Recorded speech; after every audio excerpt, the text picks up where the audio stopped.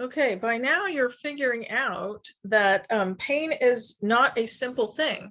So we're going to talk a little bit about the physiology of pain and pain control.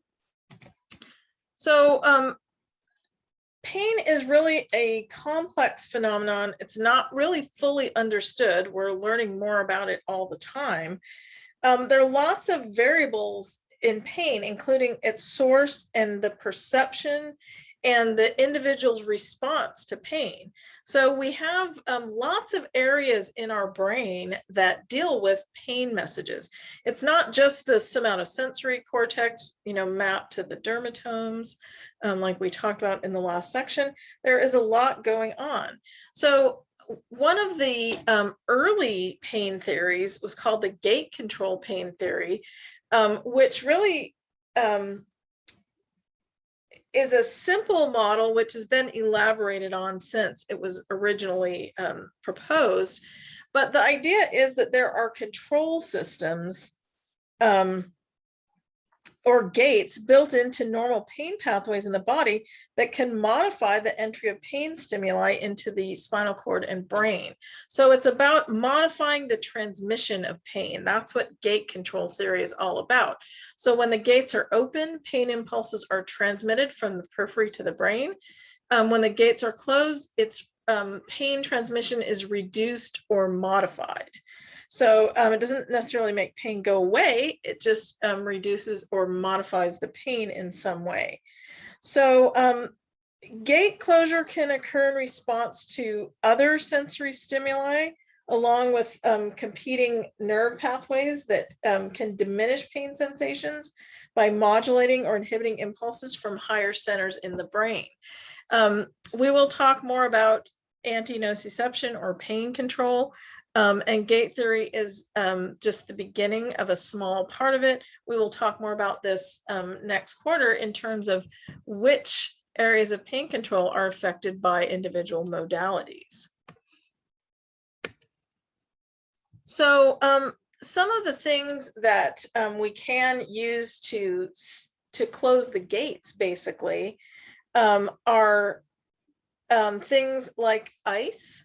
So with ice, you get temperature sensors or temperature receptors competing with the information from the pain, and that closes the gates. TENS, or transcutaneous electrical nerve stimulation, increases sensory stimulation at the site, and that can block pain transmission at the gate.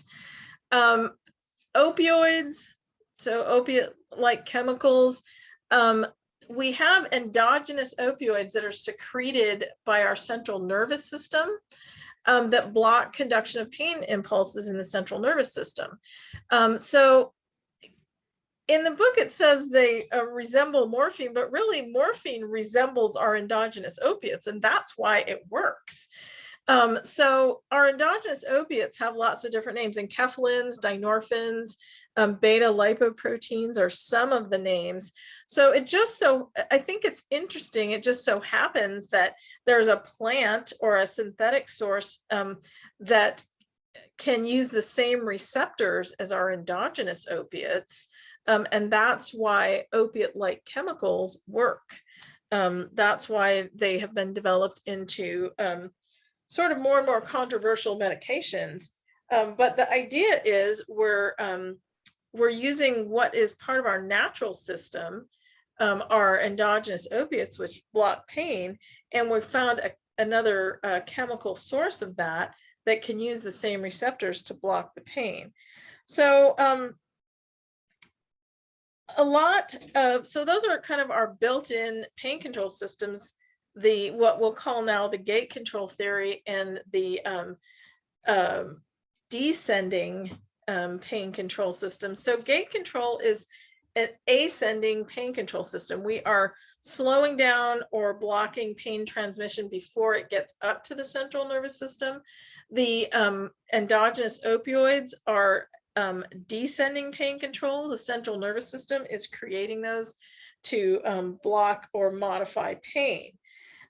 So the other thing that can activate your built-in pain control systems are, like I was saying about my dad being a walk it off kind of guy, it's your built-in expectations and coping mechanisms that you've developed in your lifetime. So there are some people who, when they're injured suddenly, they don't really feel pain. They might get delayed onset later, but it's sort of like the idea of a mom pulling a car off a baby.